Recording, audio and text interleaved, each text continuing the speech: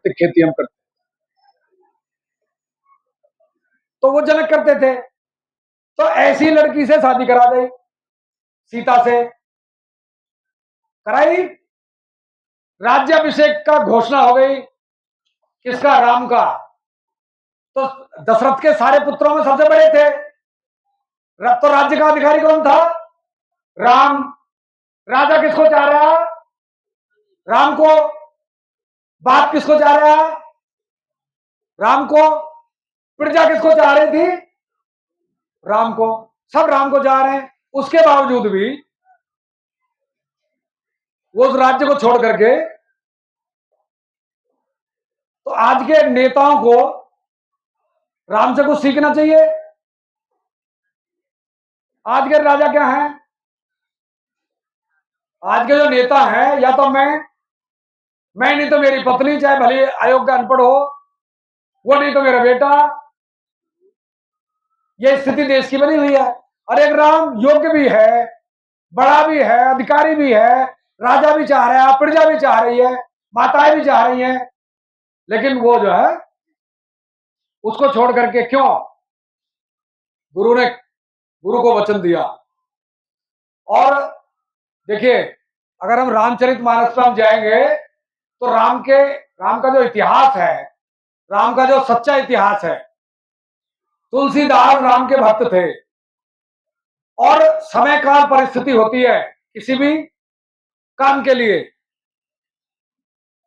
तुलसीदास जो थे वो अकबर के समकालीन थे, महाराणा प्रताप के समकालीन थे। तुलसी, जब अकबर का शासन था तो तुलसी थे यहाँ। तो उस समय अकबर का और महाराणा प्रताप का युद्ध चल रहा था, क्योंकि सभी ने, अकबर के दरबार में सभी ने, भारत के राजाओं ने शीश झुका दिया था, मतलब उसका आधिपत्य वो स्वीकार कर लिया था। केवल एक ही था पूरे भारत में उस वक्त, वो था महाराणा प्रताप, जो लड़ रहा था। भले घास की रोटी खाई, अरावली की पहाड़ियों में डोला, दर दर की ठोकरें उसने खाई, लेकिन उसने स्वाधीनता अकबर की स्वीकार नहीं की। तो उस काल में तुलसीदास ने,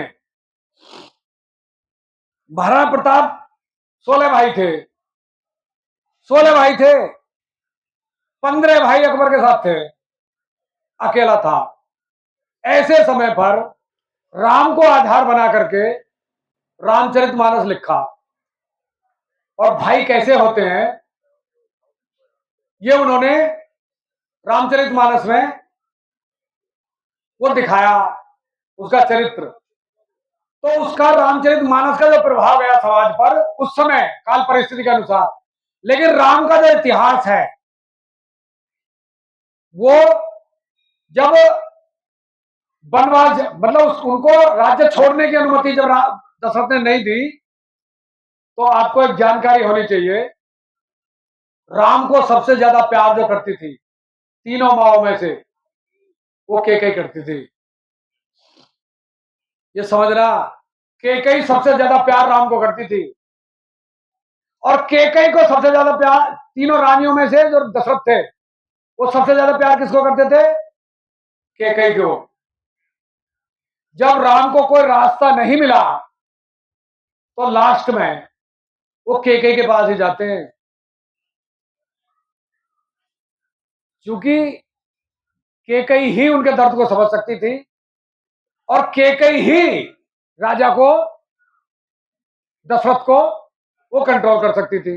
इस नाते कैकेयी के पास ही राम गए, और कैकेयी को उन्होंने कहा कि माते, गुरु को वचन दिया है, मुझे देश के लिए, भारत के लिए काम करना है।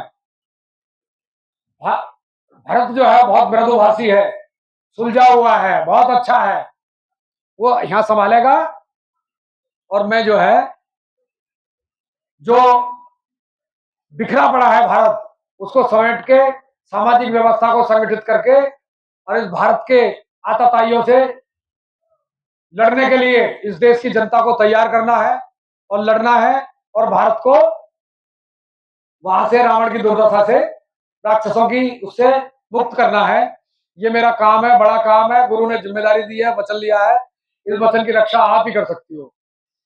तो कैकेयी ने कहा मुझ पे तो आरोप लगेगा पुत्र मोह का,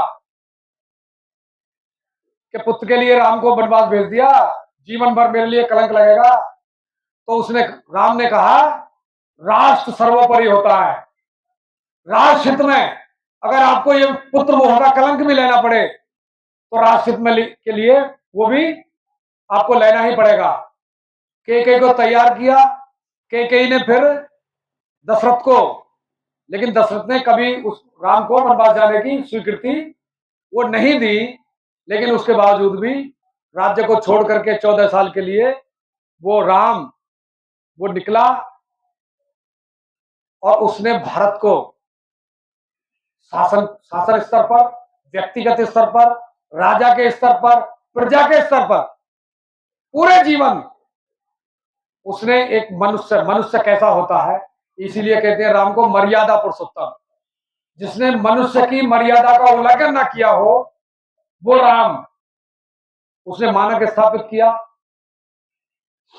तो ऐसे मानक के लोग जिस वक्त संख्या भी तय कर रखी है, ऐसे 1 लाख लोग जनता सरकार मोर्चा के माध्यम से, ट्रेनिंगों के माध्यम से जिस दिन मिल जाएंगे, जो एक कॉल पर संगठित रूप में एकत्रित होने की स्थिति में हो, उस दिन जनता सरकार मोर्चा डॉक्टर देवेंद्र भलारा के नेतृत्व में पूर्ण स्वराज्य की घोषणा करेगा और एक ऐसी व्यवस्था देश और अपने समाज को जनता सरकार मोर्चा देगा कि भारत में पुनः, ये तो बहुत छोटी छोटी चीजें हैं, बैंक, करेंसी, ये बहुत बहुत बड़ी व्यवस्था जो वर्तमान खड़ी है और जो देश की शासन व्यवस्था ये जो खेल रही है, वर्ल्ड इकोनॉमिक फोरम के हाथ में,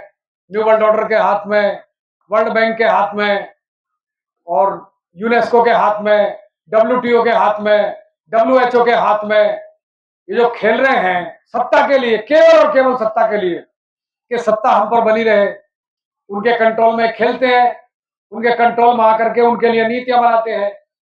तो ऐसी व्यवस्था ये चल रही है, जेब का तरफ दोनों मिले हुए हैं। ऐसे देश में वर्तमान में जो चल रहा है, सब कुछ हमारा लूट करके अडानी अंबानी जो साथी है उनको दे दिया जाता है। मैं तो फकीर हूं, जब जी माएगी थैला लेकर निकल लूंगा, मैं फलाना हूं, मैं ढिमका हूं, और हमको जो है वो ये भीख ले लो, ये भीख ले लो, वो ले लो। भीख के नाम पर हमको, अनुदान के नाम पर, सहयोग के नाम पर, सुविधा के नाम पर वो भीख दी जा रही है और हम बड़े उसमें प्रसन्न हैं कि साहब ये ना होता तो कोरोना काल में लाशों के अंबार लग जाते। मैं कह रहा हूं इसी की वजह से मर रहे हैं, इसी की वजह से लुट रहे हैं, इसी की वजह से बिखर रहे हैं, इसी की वजह से परिवार टूट रहे हैं, सब कुछ इसी की वजह से हो रहा है। ये षड्यंत्र हमको समझना पड़ेगा। तो इस सत्ता को बदलने से कुछ नहीं होगा, व्यवस्था हमको बदलना है। ये जो इतना मतलब इसमें इतनी ये तो लंबी चौड़ी भूमिका की बात है, बात को सरलता से, आपकी गहराई में सरलता इसलिए भी ताकि मैं भी कभी आप ही जगह बैठा था जनता सरकार मोर्चे में, मैं कोई यहाँ पेशेवर नहीं हूं, मैं भी वहां से उठ करके यहाँ आ गया, क्योंकि अंदर से कहीं ना कहीं ये देश के प्रति राजीव भाई ने वो उस चिंगारी को जगा रखा था। अब राजीव भाई जब चले गए तो बड़े मन में एक कुंठा का भाव या निराशा का भाव या हताशा का भाव वो था, लेकिन जनता सरकार मोर्चा ने, डॉक्टर देवेंद्र भलारा ने उस को एक रास्ता दिया। अब एक जीवन को वो कहते हैं नहीं, काम वो करो जिसमें आपको करते में समय और भूख इन दोनों का पता ना चले, समय का पता ना चले और भूख का पता ना चले। समझ लीजिए परमात्मा ने आपको इसी काम के लिए बनाया। परिवारी लोग हैं, सब गृहस्थी हैं, लगे हुए हैं। तो इस विपरीत परिस्थितियों में बहुत सारे पीड़ित लोग आते हैं बैंकों से उत्पीड़ित होकर के, क्योंकि जानकारी नहीं है। डॉक्टर साहब बार बार एक बात कहते हैं, ज्ञान मतलब समस्या की जो जड़ है वो अज्ञानता है, नॉलेज नहीं है, जानकारी नहीं है, ज्ञान नहीं है। तो ज्ञान ही इस समस्या का वो समाधान है, ज्ञान। तो ये देखिए, मैं जिस क्षेत्र से आया हूं निकल करके, मैंने बहुत लंबे समय संघ में काम किया है, आरएसएस में। कल भी डॉक्टर साहब बोल रहे थे, बहुत लंबे समय काम किया है। और मैं भारतीय जनता पार्टी में भी मैंने बहुत लंबे समय काम किया है, थोड़ा बहुत समय नहीं, 35 साल मैंने जीवन के वो भारतीय जनता पार्टी में वो काम किया। लेकिन सौभाग्य मेरा ये रहा कि मैंने अचानक अकस्मात ही, दुख भी है सौभाग्य भी है, कि मैं जो राजीव भाई की विचारता थी, मैं राजीव भाई के रहते हुए मैंने कभी मैं उनके समकालीन हूं, क्योंकि सन 1967 का राजीव भाई का जन्म है, 30 नवंबर 1967 का राजीव दीक्षित जी का जन्मदिन है। और 8 जून 1967 मेरा जन्मदिन है। 7 जून 1967, तो एक ही वर्ष हमारा जन्म जो है वो एक ही साल का है। और जब वो ये स्वदेशी आंदोलन चला रहे थे, तो मैं आज समझता हूं कि संघ ने, आरएसएस ने उस वक्त एक आंदोलन चलाया था, स्वदेशी जागरण मंच का, उसमें मैंने काम किया था। और मुझे आज ये पता चला कि राजीव भाई के मिशन को, राजीव भाई का जो आंदोलन था स्वदेशी का, उस आंदोलन को कैप्चर करने के लिए, उस आंदोलन को उनसे छीनने के लिए, क्योंकि संघ का एक ही काम है, संघ की अपनी कोई विचारधारा नहीं है, संघ का कोई बाप नहीं है, संघ का कोई बेटा नहीं है, कोई विचारधारा नहीं है। वो गंगा गए गंगादास, जमुना गए जमुनादास। जो पहले से ही समाज सुधारक, समाज हित में काम करने वाली जो संस्थाएं हैं, जो मानवता के लिए काम करती हैं, कर रही थी पहले से ही, उनमें घुसना उनका काम है और उनको कैप्चर करना उनका काम है। तो आज मैं 100% ये कंफर्म हूं कि राजीव दीक्षित जी के उस अभियान को छीनने के लिए, कैप्चर करने के लिए संघ ने स्वदेशी जागरण मंच बनाया, और उसके माध्यम से वो पूरे भारत में उसका एक थिएटर जो है उन्होंने वो किया। क्योंकि मैं आज जानना चाहता हूं स्वदेशी जागरण मंच से कि भाई आज जो, आप तो सरकारी तुम्हारी है, अब तो सरकारी संघियों की है भाई, अब तो स्वदेशी व्यवस्था तो आप लागू कर सकते हो, अंग्रेजों की बनाई हुई व्यवस्था से भारत को मुक्त कर सकते हो, उस जाल से भारत के लोगों को निकाल सकते हो, अब क्या दिक्कत है? लेकिन नहीं, अब पता नहीं है स्वदेशी जागरण मंच कहाँ है, किसान संघ कहाँ है, कुछ पता ही नहीं है। जब ये 3 कृषि कानून लेकर के आए और पूरी दिल्ली घेर रखी थी कोरोना काल में, उस वक्त पता नहीं भारतीय किसान संघ कहाँ था, संघ का पता नहीं कुछ कहाँ था। और पूरी किसान विहीन खेती बनाने के लिए पूरे देश के किसानों की कृषि भूमि को छीनने के लिए कानून बन रहे थे। और उसी के लिए ऐसे टाइम पर वो लॉकडाउन वो बंद किया गया था भारत को, कि आंदोलन ना कर पाए। लेकिन वो भला हो किसानों का, वो संगठित रूप में होकर के दिल्ली को घेरा, कितना ही समय लगा, उसमें 13 महीने लगे, काफी किसानों का बलिदान हुआ। उस सबके बावजूद भी जो परिणाम आया, सरकार को, दुनिया की, भारत की नहीं, दुनिया की सबसे ताकतवर सरकार को घुटनों पर आना पड़ा, झुकना पड़ा, देश के किसान से माफी मांगनी पड़ी, और तीनों कृषि कानून वापस लेने पड़े। तो ये स्थिति, ये ताकत हमने देख ली है। जब इतने किसान दिल्ली को घेर करके झुका सकते हैं, तो जनता सरकार मोर्चे के पास जिस दिन ऐसे सुलझे हुए लोग जो भारत को समझते हो, जो भारतीयता को समझते हो, वो जिस दिन हो जाएंगे, उस दिन जनता सरकार मोर्चा इलेक्शन नहीं कराएगा, सिलेक्शन। घोषणा कर देगा पूर्ण स्वराज्य की, ये सरकार है हमारी, ये व्यवस्था हमारी। जिसे इधर आना हो वो इसको मान लो, और इसको मानते ही नहीं है ना। वो है सरकार, तो हम हैं भाई। हम अपनी, जब सरकार हम है, भारत की ओंकार है, जनता ही सरकार है, तो इनको ताकत किसने दे रखी है? हमने। हम अपनी ताकत को वापस ले रहे हैं।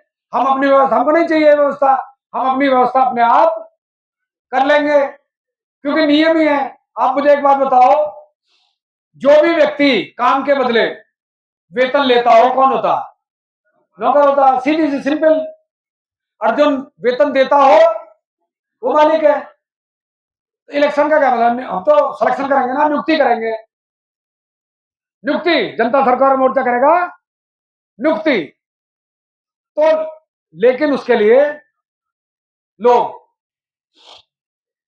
अब मैं समापन की तरफ या किसी का कोई मुद्दा के मामले में, मैंने लगभग पूरा उसको मैंने, जो बाकी जो समस्याएं हैं वो प्रश्नोत्तरों के माध्यम से वो हो जाएंगी। जो आवेदन है, हमारा जो आवेदन जाता है, आवेदन जैसे ही गया हमारा लोन वो चुकता। क्यों? कि उस बैंक उस आवेदन का जवाब नहीं देता। जब उस पर आरोप लगा रहे हैं, भाई ये है, ये कानून है, रिजर्व बैंक से लिए गए दस्तावेज, आईपीसी 1882, जो पेपर करेंसी एक्ट है, कोजन एक्ट 1906, उसमें कोजन एक्ट 1906 में स्पष्ट है, एक मोहर बराबर 15 रुपए, स्पष्ट लिखा हुआ है। कोई वो नहीं है। उस सारे हम सबूतों साक्ष्यों के साथ जो हमारा बैंक में आवेदन जाता है, आरोप लगाते हैं हम, और वो आवेदन जाता है और उसका जवाब नहीं देता वो, इसका मतलब क्या हो गया? कि हमारे लगाए हुए आरोप उसने स्वीकार कर लिए, और उसका एक समय होता है, उस समय जब गुजर जाता है, इसका मतलब उसने हमारे आरोप स्वीकार कर लिए। तो आईपीसी में एक धारा है 489, 489 कै खे गै घे अणे। उसमें क्या है? रुपए का कूटकरण, रुपए की नकली गलत नोट छापना, रुपए का कूटकरण करना, इसमें संज्ञेय अपराध है। आईपीसी में उसकी प्रावधान है। तो उसमें पेपर करेंसी, वो आईपीसी धारा 489 का वायलेशन हो गया, क्योंकि आरोप सिद्ध कर लिए, सिद्ध हो गए। तो हम फिर अगला आवेदन हमारा एफआईआर का जाता है पुलिस के पास। जब एफआईआर का जाता है तो पुलिस को, अब पुलिस के किसी भी कानून में इस पर एफआईआर लिखने का कोई प्रावधान ही नहीं है, उनसे कहा नहीं पता एफआईआर कैसे होगी इसमें। वो एफआईआर नहीं करते जी। 28 दिन, 28 दिन का समय होता।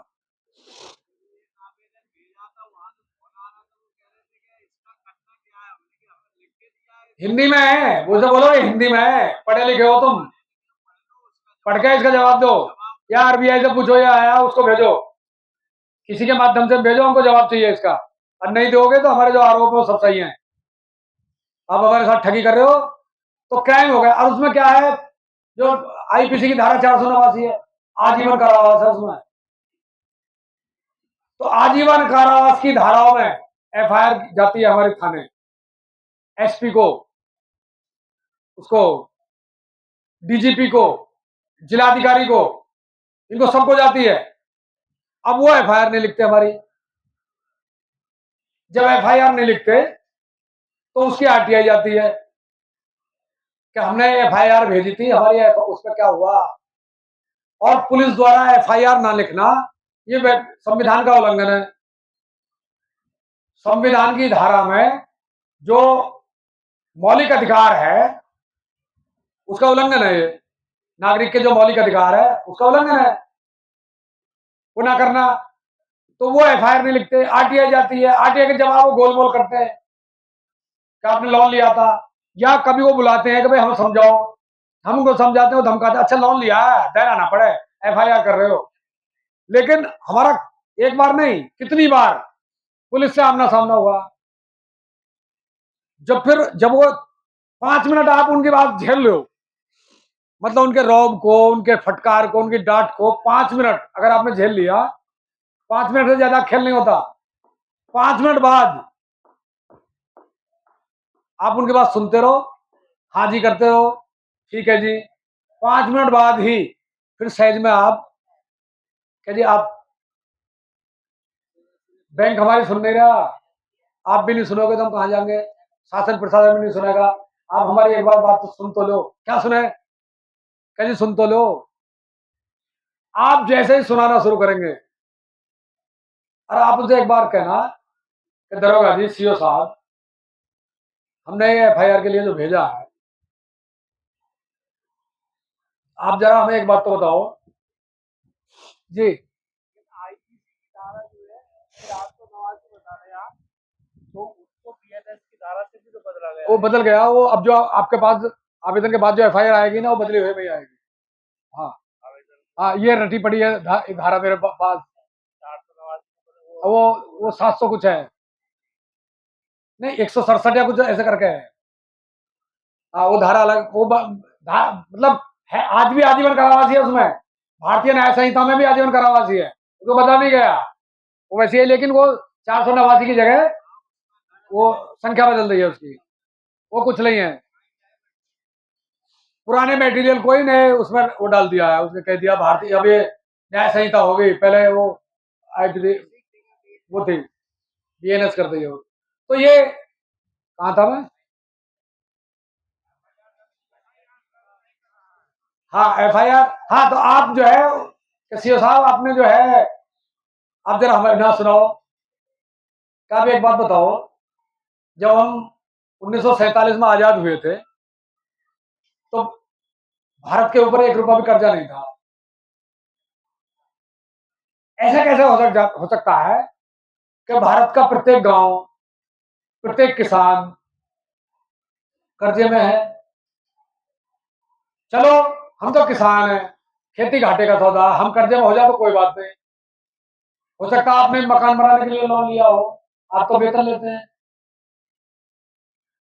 और सीओ ऑफिस में ये जांच सीओ पे जाती है, सीओ ऑफिस में जब हमारी बात हुई तो उन्होंने 3 बार चाय मंगाई, 3 बार चाय मंगाई।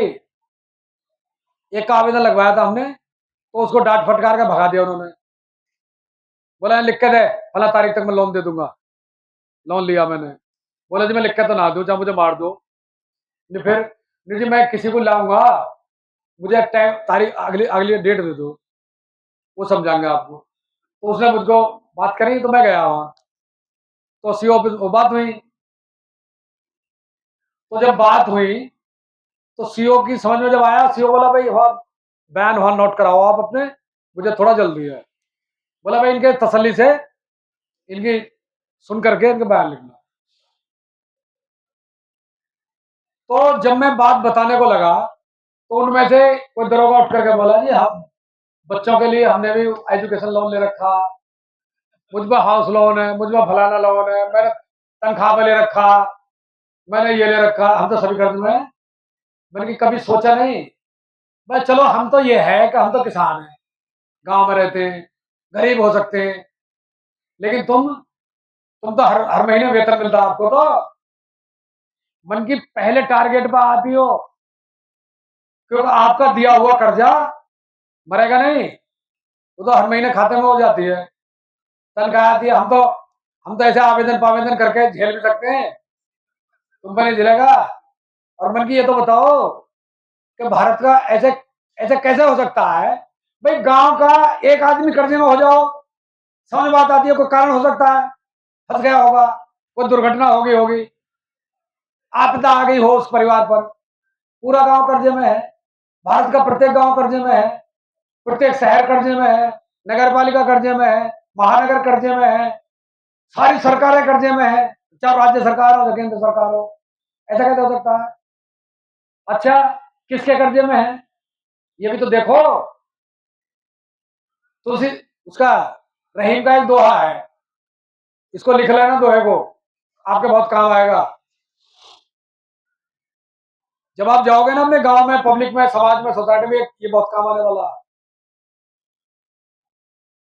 गौधन गजधन वाजधन और रतन धन खान, अब इसे तो भूल गए, इसकी आगे की जो पंक्ति है वो याद रह गई। गौधन गजधन वाजधन और रतन धन खान, और जब आए संतोष धन सब धन दूर समान। ये जो अंतिम पंक्ति है ना, ये तो हमारी याद रह गई, और पहले उसको हम उसको भूल गए, और हमने ये मान लिया कि भाई संतोष करो, संतोष धन सबसे बड़ा है, उसके पीछे सारे धन को छोड़ दो। कौन सा धन, कौन सा धन को छोड़ दे?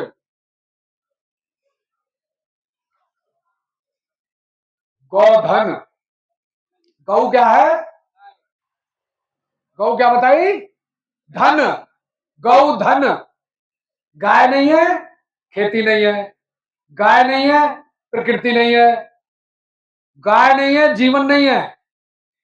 ये नोट कर लेना बात को। गाय नहीं है तो खत्म, सब कुछ खत्म। ये मैं सिद्ध कर दूंगा।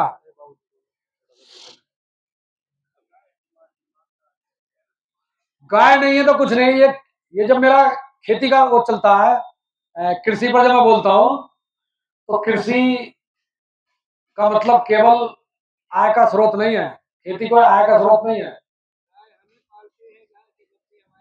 गाय हमको नहीं पालती, गाय से ही सृष्टि है। ये जब मैं मेरा खेती का व्याख्यान जब मैं बोलता हूं, जब मैं सिद्ध कर देता हूं, और काट नहीं सकता इस बात को कोई, गाय के बिना कुछ नहीं है। तो गौधन, गाय क्या है? धन। किसने बताया ये? रहीम ने। रहीम कौन थे? रहीम दास। रहीम दास उनका कब पड़ा? जब वो राज शासन व्यवस्था से दूर हो गए, जब तक वो सत्ता में रहे। रहीम, क्या नाम था उनका? रहीम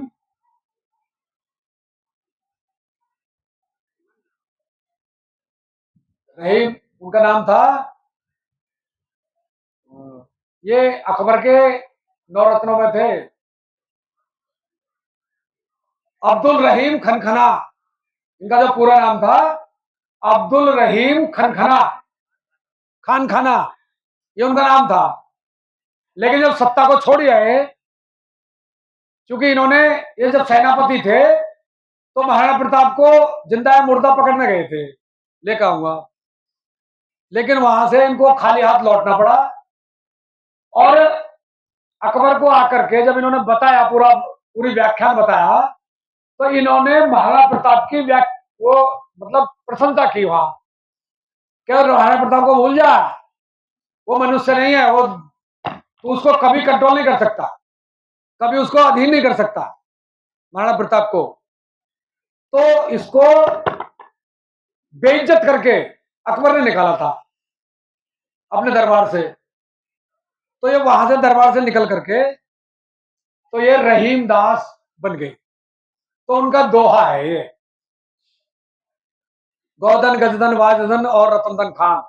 तो गाय क्या है? धन। गौधन। गज, गज माने हाथी, हाथी धन है, गाय धन है। वाज, वाज माने घोड़ा, घोड़ा धन है। और रतन धन खान, रत्नों की खान, वो क्या है? वो है भूमि। कोयला कहां निकलता है? कहां निकलता है कोयला? जो सोना कहां निकलता है? चांदी कहां निकलती है? तांबा कहां निकलता है? पेट्रोल कहां निकलता है? डीजल कहां निकलता है? गैस कहां निकलती है? अनाज कहां पैदा होता है? फल कहां पैदा होते हैं? सब्जी कहां पैदा होती है? खनिज सारे कहां हैं? वो किसके पास है? वो जमीन किसके पास है? वो हमारे पास। सारा धन, गौधन, सारा धन हमारे पास है, और रत्नों की खान हमारे पास है। हीरे मोती जवाहरात सब वो धरती हमारे पास है। हम कर देना है, कमाल है ना।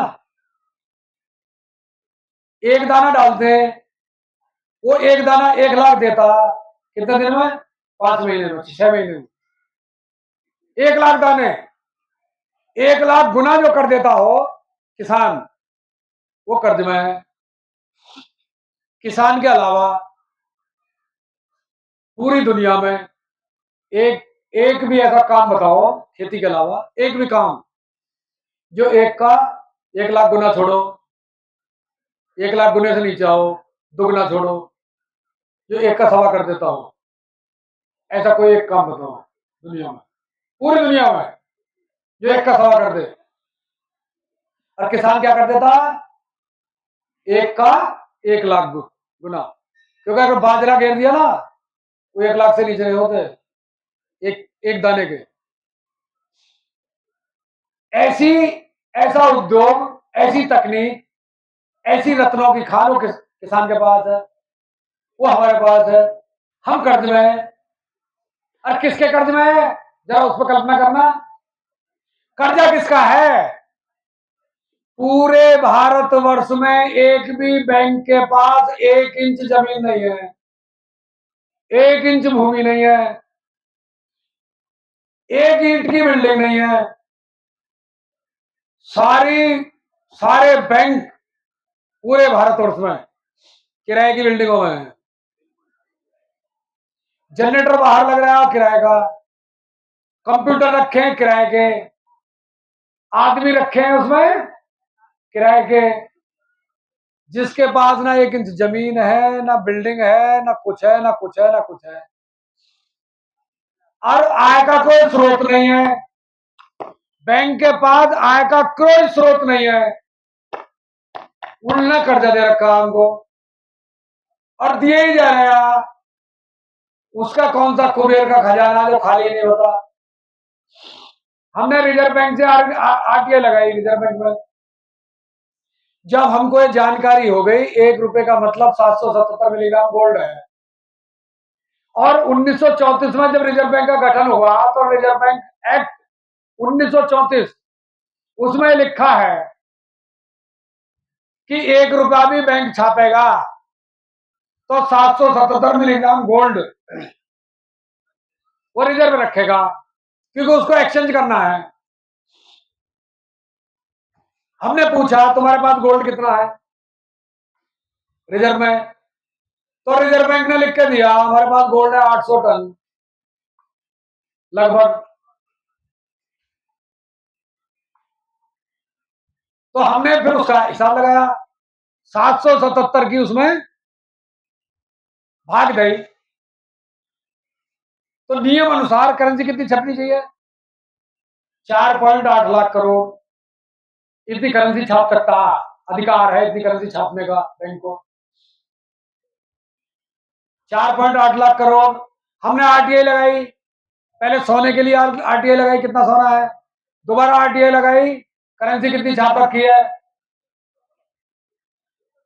तो करेंसी छाप रखी है उन्होंने नोट में और सिक्के में, दोनों मिलाकर के 35 लाख करोड़ की। 35 लाख करोड़ की करेंसी छाप रखी है। छाप कितना सकता है कानून के अनुसार? 4.8 लाख करोड़, 5 लाख करोड़ मान लो, 35 में से 5 गए 30, तो 30 लाख करोड़ की जो करेंसी छाप रखी है वो इलीगल छाप रखी है, गैर कानूनी। कोई नियम नहीं है, कोई कानून नहीं है, छाप रखी है हवा में। अब फिर आई एक आरटीआई लगाई, चलो जी हमने मान लिया तुमने 35 लाख करोड़ की करेंसी छाप रखी है। भारत के लोगों को कर्जा कितना दे रखा ये बताओ? कर्जा दे रखा 215 लाख करोड़। 156 लाख करोड़ था जब आरटीआई डाली थी, जवाब आया 156 लाख करोड़ कर्जा बांट रखा। उसमें से लीगल और इलीगल दोनों तरह की करेंसी 35 लाख करोड़, उसमें से निकाल दो। आज 2,15,000 है, 2,15,000 करोड़, 215 लाख करोड़ की करेंसी जो कर्जा दे रखा, उसमें 35 निकाल दो, तो 180 लाख करोड़ की करेंसी वो फर्जी है, कर्जा फर्जी है, करेंसी नहीं है। उसमें डिजिट में दे रखा, वो लिख देते नंबर क्रमांक लिख दिए। अब अगर भारत की जनता मिलकर के ये कहे कि हम सारा कर्जा आज ही चुकता करेंगे, हम तो रखते नहीं है, हम तो जैसे हमारा जीवन जिएगा हम तो काटेंगे, लेकिन कर्जा नहीं रखना हमको, तो कितना कितना कितना चुका सकते हैं? जितनी करेंसी है उससे ज्यादा दे सकते हैं क्या? तो 35 लाख करोड़ की करेंसी है तो उतना दे सकते हैं, उससे ज्यादा आज भाई नहीं देंगे कहां से? अरे हम तो ये कह रहे हैं, दे, मान लो तो 215, वो जो 200 180 लाख करोड़ है जो प्रॉपर्टी पे लोन दे रखा है, इसका मतलब 180 लाख करोड़ की प्रॉपर्टी को नीलाम होना तय है, उसको कोई रोक नहीं सकता, वो तो नीलाम होगी ही। अब ये तो होगी सीधी करेंसी की बात, सीधा, ये तो सीधी लूट है, मतलब कोई इसमें कोई अब्बट है ही नहीं, वो तो प्रॉपर्टी की लूट की फर्जी फर्जी तरीके से हवा में ही। अब एक उदाहरण और देना इसके मामले में मुझे, ताकि समझ बने होता कैसे है। कोई ऐसा दिन रहा होगा पहला, जिस दिन पहले बार ये करेंसी छपी होगी, जैसे पेपर करेंसी एक्ट 1882 आया, पेपर करेंसी उससे पहले जारी कर दी थी, लेकिन पेपर करेंसी एक्ट 1882 में उन्होंने मोहर को वो 15 रुपए कर दिया। ये पेपर करेंसी पहले से थी, जब उन्होंने कर दिया, लेकिन आप कल्पना कीजिए कि ऐसा कोई दिन था जिस दिन पहली बार ये करेंसी छपी, पहली बार पूरे भारत में कहीं भी कोई नोट नहीं था, कोई करेंसी नहीं थी बैंक की, कोई करेंसी नहीं थी, पहली बार छपी। कितनी छपी? बैंक ने छापी 100 करोड़, और 100 करोड़ की करेंसी जब छपी तो बैंक ने एक अनाउंसमेंट किया कि भाई किसी को अपना व्यापार बिजनेस बढ़ाना हो तो हमसे कर्जा ले ले, बिजनेस व्यापार बढ़ाने के लिए कर्जा ले सकता है। उसने अनाउंसमेंट कर दिया भारतीय लोगों के बीच। ये बात स्थायी कर लेना कि पूरे भारत में कहीं भी किसी के पास कोई करेंसी नहीं है, नोट नहीं है, वस्तु विनिमय है, गेहूं के बदले मक्का और मक्का के बदले ज्वार, ज्वार के बदले बाजरा, ये चल रहा है, ये सोना। लेकिन ये करेंसी आ गई बैंकिंग की, तो 100 करोड़ की करेंसी बैंक ने छापी।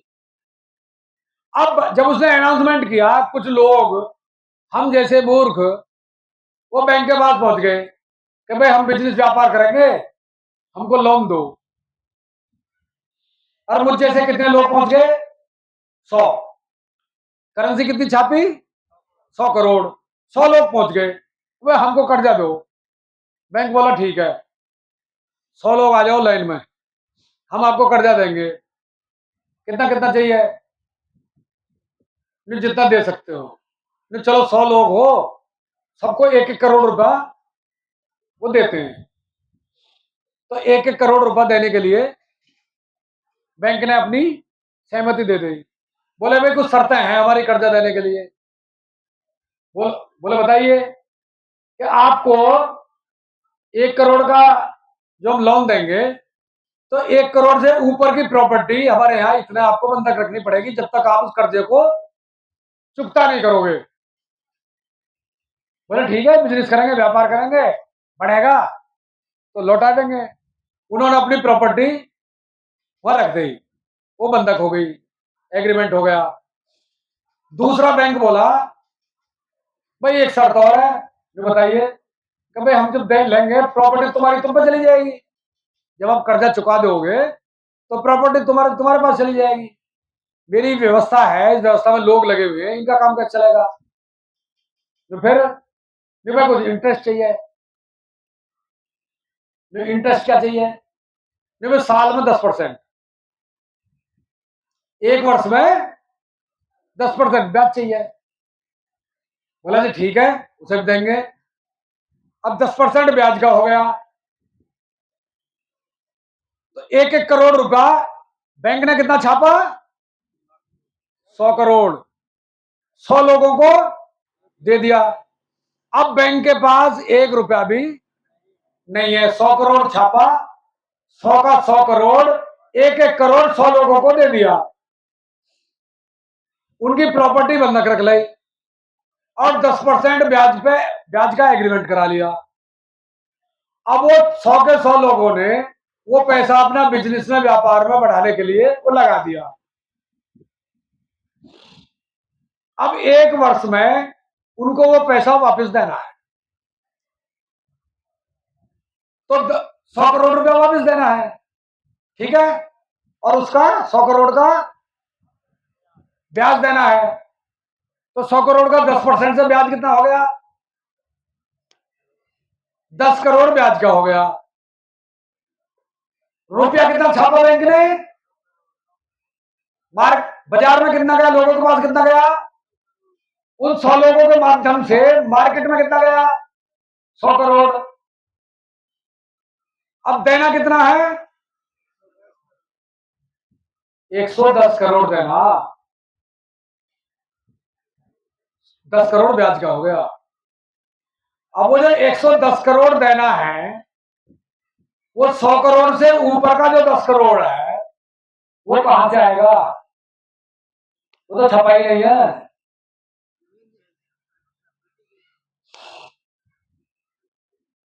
इस प्रश्न का सवाल दुनिया का कोई नेता,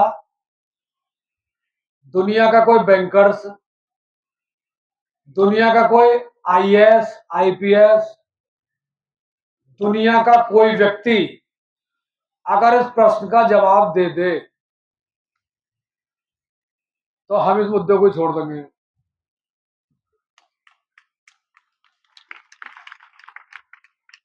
कि वो 10 करोड़ आएगा कहां से, ऊपर का जो ब्याज का है वो कैसे जाएगा? वो जाना ही नहीं है, रुपया उतना ही जाएगा जितना बैंक ने छापा था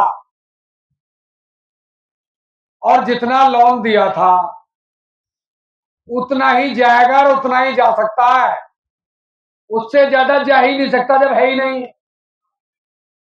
अब वो जाएगा कैसे? वो जाएगा कैसे? 1 वर्ष में 100 करोड़ ही वापस जाना है, लेकिन उस 100 करोड़ को कौन देगा? जिन 100 लोगों ने लोन लिया था, कर्जा लिया था, उनमें से 90 लोग ही उस लोन को चुका पाएंगे। 10 लोगों का दिवालिया होना तय है। 10 लोग दिवालिया हो जाएंगे, ये तय है। क्योंकि ये जो आज की जो बेचैनी है ना समाज की, भाग दौड़ नहीं है, मतलब भाग दौड़ क्या कहेंगे, चैन नहीं है किसी को, उसका एक ही कारण है, वो ऊपर के ब्याज का पैसा। उस ब्याज के पैसे को, जैसे मान लो 100 करोड़ दे दिया 100 लोगों को, अब उनको 1 साल में वापस देना है, तो सारे के सारे उस ऊपर के 1 करोड़ का ब्याज होता है 10 लाख, 1 करोड़ का, उस 10 लाख ब्याज के रुपए को बनाने के लिए वो बेईमानी भी कर रहे हैं, वो मिलावट भी कर रहे हैं, वो घटतोली भी कर रहे हैं, वो चोरी भी कर रहे हैं, वो सारे बेईमानी के काम कर रहे हैं कि कैसे ही मैं 1 करोड़ के 1 करोड़ 10 लाख रुपया मुझे देने हैं वो मैं कर दूं, और वो 100 के 100 ही लग रहे हैं उसमें, तो 100 के 100 ही बेचैन है। किसी 100 के 100 में से किसी के भी पास समय नहीं है ये सोचने के लिए कि भाई ये देंगे कैसे हम। किसी के पास समय नहीं है कि मेरे बच्चे क्या कर रहे हैं, किसी के पास समय नहीं है मेरी पत्नी बीमार है, अस्वस्थ है, किसी के पास समय नहीं है मेरे माँ बाप का क्या हाल है, किसी के पास समय नहीं है मेरे समाज की क्या स्थिति हो रही है, वो केवल उसको बढ़ाने में लग रहे हैं। और वो जो 10 लोग,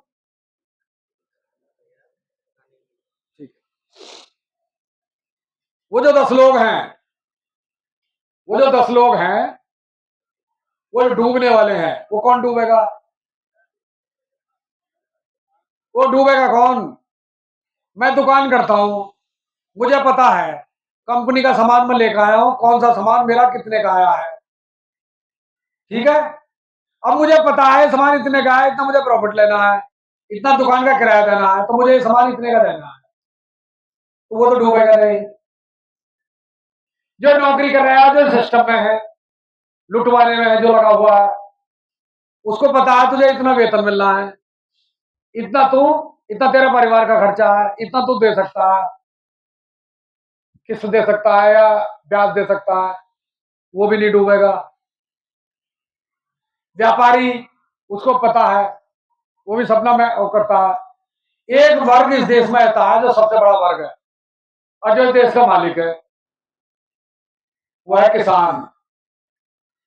किसान 6 महीने 1 साल अपनी खेत में, अपनी फसल में वो काम करता है, मेहनत करता है, खून पसीना बहाता है, वो ही नहीं, उसका परिवार पूरा लगता है, और उससे जो कमाता है उसको आड़ती के यहां डाल देता है। अब उसका रेट उसको मिलता नहीं है, या उसका रेट वो तय नहीं करता कि मेरी कितनी ऊर्जा लगी है, कितनी मेहनत लगी है, कितना पानी लगाया है, कितना खाद लगाया है, कितना प्रकृति ने, कितना सूरज की रोशनी लगी है, कितना जमीन से ऊर्जा मिली है, कितना क्या, उसका वो हिसाब नहीं लगाता और वो डाल देता है। उसमें उस किसान को लूट करके वो जो 90 लोग हैं, जो 90 ने कर्जा ले रखा है, वो उससे पूरा करते हैं सब। इसलिए दिन प्रतिदिन, रात दिन किसान की हालत बद से बदतर होती जा रही है। 1947 में अंग्रेजों के इतने लूटने के बाद भी एक भी किसान भारत में आत्महत्या नहीं करता था। आजादी के बाद एक एक वर्ष में 10-10 हजार, 11-11 हजार, 20-20 हजार किसान जो है, मतलब एक रिकॉर्ड है, सरकारी आंकड़े हैं, इतने किसान आत्महत्या करते हैं। इसका कारण क्या है? उसके श्रम की, उसके रुपए की लूट। मतलब भारत के का बैंकिंग सिस्टम, इसके माध्यम से लूट होती है, क्योंकि उसको उत्पादन का वो रेट नहीं मिलता। दूसरी तरफ सरकारें हमको सब कुछ देने को तैयार हैं, हमको मुफ्त में राशन देने को तैयार है, हमको पेंशन देने को तैयार है, सब्सिडी देने को तैयार है, मुफ्त में टीका लगाने को तैयार है, मुफ्त में राशन लगा देने को तैयार, मतलब मुफ्त में हमारे बच्चों को पढ़ाने को तैयार है, उनकी ड्रेस, किताब, सब कुछ, मिड डे मील, फलाना ढिमका, सब कुछ देने को तैयार है। मतलब सारी व्यवस्था सरकार हमारी करने को तैयार है। गांव में टंकी लगाने को तैयार है, हमारे शौचालय बनाने को तैयार है, सब कुछ करने को तैयार है। बड़ी चिंता है उसको, हमको, सरकार को हमारी, लेकिन हमारी फसल का रेट देने को वो तैयार नहीं है। एमएसपी देने को, एमएसपी का मतलब मिनिमम सपोर्ट प्राइस, मिनिमम का मतलब है कम से कम। इसको मिनिमम सपोर्ट प्राइस को तय कौन करता है? सरकार। तय भी सरकार ही करती है। भाई किसान को मिनिमम ये सपोर्ट प्राइस मिलना चाहिए।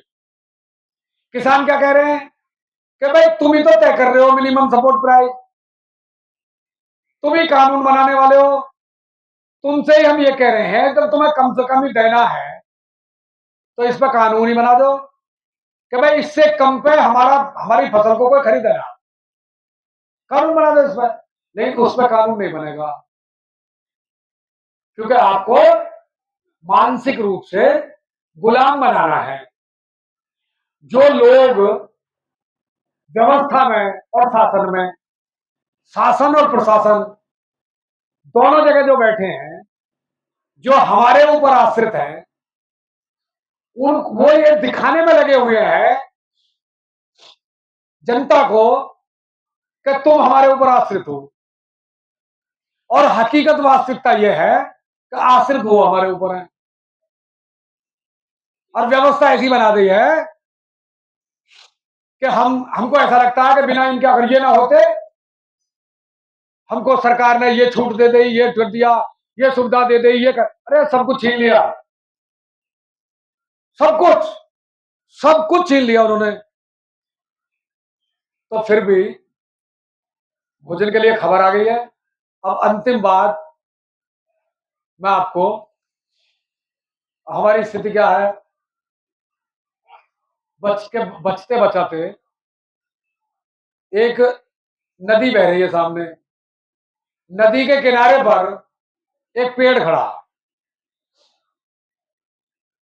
उस पेड़ पर एक बंदर और एक बंदरिया दो बैठे।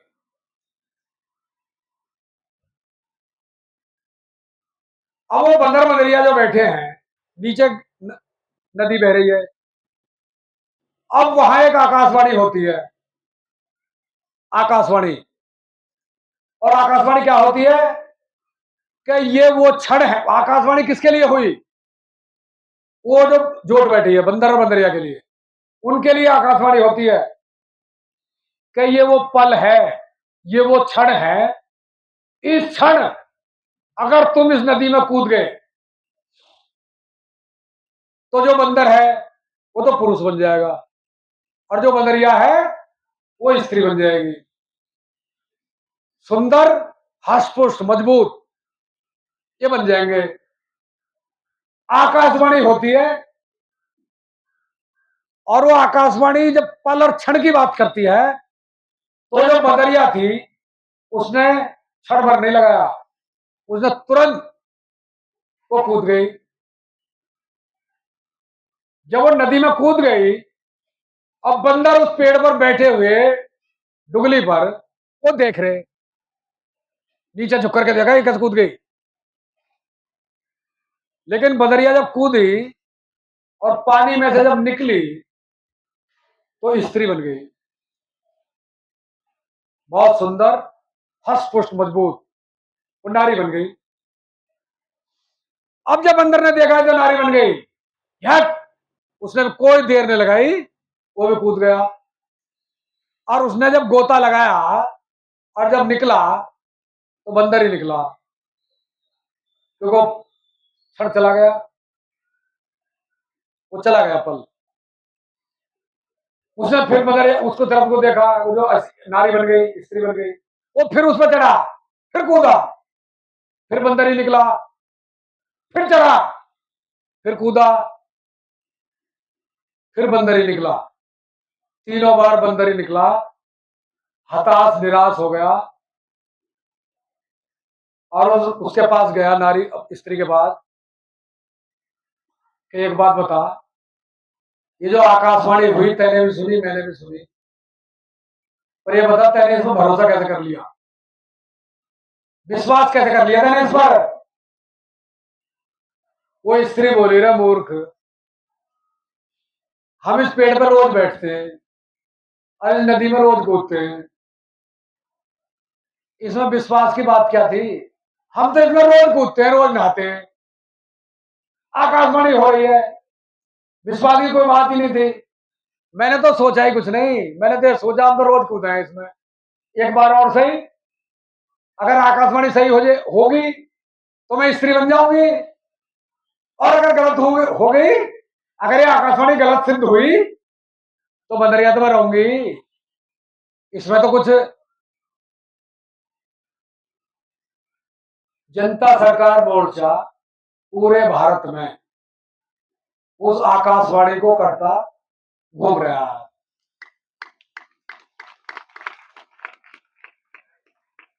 अब इस आकाशवाणी पर अगर हो भरोसा तो इस संपूर्ण व्यवस्था परिवर्तन की क्रांति में कूद जाओ, ये निश्चित है। या तो मानक आधारित मानव बन जाओगे, जनता सरकार मोर्चे में जुड़ करके मानक आधारित मानव वो बन जाओगे, और ना बने तो, अगर जनता सरकार मोर्चे की भविष्यवाणी झूठी सिद्ध हुई, गलत सिद्ध हुई, तो जो हम हैं ये बना रहना है, इसकी गारंटी है, इसकी गारंटी है। तो इस आह्वान के साथ, इस आह्वान के साथ कि जनता सरकार मोर्चा जिस आकाशवाणी को लेकर घूम रहा है, बिना सोचे बिना विचारे, क्योंकि लड़ तो हम रहे ही हैं, लड़ते तो हम रोज आए ही हैं, समस्याओं से, झंझटों से, इन व्यवस्था से, भाई सब लड़ नहीं रहे। जिन चीजों के लिए हम लड़ रहे हैं, भारत कभी नहीं लड़ा इनके लिए। भारत कभी रोजी रोटी के लिए नहीं लड़ा, कभी नहीं लड़ा। भारत लड़ा अपनी आन बान और शान को बचाने के लिए बाहरी आक्रांताओं से, क्योंकि लूटने के लिए आते थे, क्योंकि यही संपन्नता थी, यही वैभव था, यही दिव्यता थी, वो आते थे और यहीं के होकर रह जाते थे, कुछ लूट के अपना जाते थे। जिन चीजों के लिए हम लड़ रहे हैं, उसके लिए भारत का कोख कभी नहीं लड़े, क्योंकि यहाँ धन धान्य संपन्नता वैभवता, खाने की पीने की किसी चीज की या कोई कमी कभी नहीं रही। इसलिए ये तो सोच का ही विषय नहीं था। भारत क्या सोचता था? गुलामी का जो कारण बना, भारत सोचता था, क्योंकि भारत की ये सोचने का विषय तो था ही नहीं, धन संपत्ति, ये खाना पीना रोजी रोटी, ये तो था ही नहीं। भारत के लोग क्या सोचते थे? अब करने के लिए कुछ है नहीं, करें क्या? इसलिए साधना करनी है, मुक्ति, मोक्ष, मोक्ष करना, मुक्ति हासिल करनी है। क्या करें? यही काम है। अब पूरी तरह आध्यात्मिक तरफ झुक गए, आध्यात्मिकता की तरफ पूरी तरह हम वो चले गए। क्या इस बाकी चीजों की कमी नहीं थी, तो अब तो मोक्ष हासिल करना है, तो सारे जो है व्यवस्था ऐसी बना दी, भाई अब जो है हमको 3 चरण जीवन के हमने जी लिए, अब वानप्रस्थ, चलो मोक्ष हासिल करेंगे। वो मोक्ष के चक्कर में भौतिक पक्ष जो है वो छोड़ दिया हमने। अब लंबी और संतुलित उड़ान भरने के लिए दोनों पंख मजबूत चाहिए। किसी पक्षी के एक पंख कितना ही मजबूत हो, दूसरा कमजोर हो, उड़ नहीं सकता, फड़फड़ा सकता। इसलिए मनुष्य के 2 पक्ष है, दोनों पंख है, आध्यात्मिक और भौतिक, ये दोनों मजबूत होना चाहिए, तब मनुष्य एक लंबी और संतुलित उड़ान भर सकता है। यही व्यवस्था थी भारत की। जब हम झुक गए पूरी तरह आध्यात्मिकता की तरफ, तो गुलाम हो गए। अब हम पूरी तरह झुक गए भौतिकता की तरफ, भौतिक चकाचौंध, कोई हमें ध्यान ही नहीं जाता, केवल रात दिन हम भौतिक उस स्तर पर कैसे हम बढ़े, कैसे वो बढ़े, कैसे हम डिग्री हासिल करें, कैसे हम ये करें, कैसे। अच्छा, जिन्होंने डिग्री हासिल कर रही वो भी दुखी, क्योंकि आध्यात्मिकता उनके पास नहीं, और जो अभाव में है वो भी दुखी। और मैं बता रहा हूं, अब शहरों, अब देख लेंगे कहीं रिक्शा चलाता हुआ 3 सवारी बैठी हो उसे रिक्शे में, वो आपको राग नहीं गाता हुआ मिल जाएगा, पसीने में नीचे से ऊपर तक, वो खुश मिलेगा, आपको मस्त मिलेगा। तो हमको जो करना है जनता सरकार मोर्चे के माध्यम से, वो उत्साह के साथ करना है, मस्ती के साथ करना है, ऊर्जा के साथ करना है, ईश्वर के प्रति समर्पित भाव से करना है, निमित्त बन के काम करना है। ये हमारी सृष्टि जो चल रही है, वो हमारे बूते नहीं चल रही है, उनको केवल निमित्त बन करके चलना है। अगर हमको भी कहीं ये हो गया है व्यवस्था हमने बदली, अब भोगेंगे नहीं, ये तो हम भी है बैठे हैं, उसी की व्यवस्था से बैठे हैं, अब उसको परिवर्तन लाना है, तो हमें बैठे हैं। हमारे माध्यम से जनता सरकार मोर्चा कुछ नहीं करेगा, दिशा देगा, ज्ञान देगा, जानकारी देगा, सब कुछ, और कुछ नहीं। लड़ना हमको पड़ेगा। लड़ने के लिए जो चाहिए संसाधन, जानकारी, नॉलेज, ज्ञान, साधन, हथियार, वो सब उपलब्ध कराएगा। तो हथियार क्या है? आवेदन। किसके लिए? जो लोन से परेशान है, आवेदन लगाओ, बहुत बड़ा हथियार है। अरे जो बैठा है ना, जब कब्जा हो गया, बेच दे बैंक ने, वापस आएगी वो, वापस। लेकिन थोड़ा इस ध्यान को इधर उधर से हटा करके, जो जहां लगा हुआ वहां से हटा करके, थोड़ा उसको स्तर को बढ़ा करके, जो मेन समस्या है जिससे सभी जूझ रहे हैं, जो सभी की समस्या है, उस लड़ाई को प्राथमिकता दो, ना कि अपनी व्यक्तिगत या पारिवारिक, सामाजिक, राष्ट्रीय स्तर की जो ये बड़ी समस्या है, इस पर जब हम केंद्रित कर देंगे तो बाकी समस्याएं गौण हो जाएंगी। आज जो हमको आपका स्वरूप दिखाई दे रहा है नहीं, और मैं कहीं 1 किलोमीटर ऊपर पहाड़ पर चला जाऊं, वहां से देखूं, तो आप कैसे लगोगे? बहुत छोटे छोटे वो लगोगे। तो वो जो समस्याएं आज हमको बहुत बड़ी बड़ी लग रही है ना, अगर बड़ी समस्या है वो हम ठान लें, उसको समाधान करें, ये समस्या रहने की नहीं है। जिससे हम बेइंतहा मोहब्बत प्यार करते हैं ना, हम कितने बीमार हों, और जिससे हम प्रेम बहुत ज्यादा मोहब्बत प्यार करते हैं, लगाव है हमारा, अगर वो बीमार हो जाए, हमारी बीमारी ठीक हो जाती है अपने आप। तो इसलिए हमको समाज की जो समस्या है, उस समस्या को अपनी बना लें, हमारी अपने आप खत्म हो जाएंगी।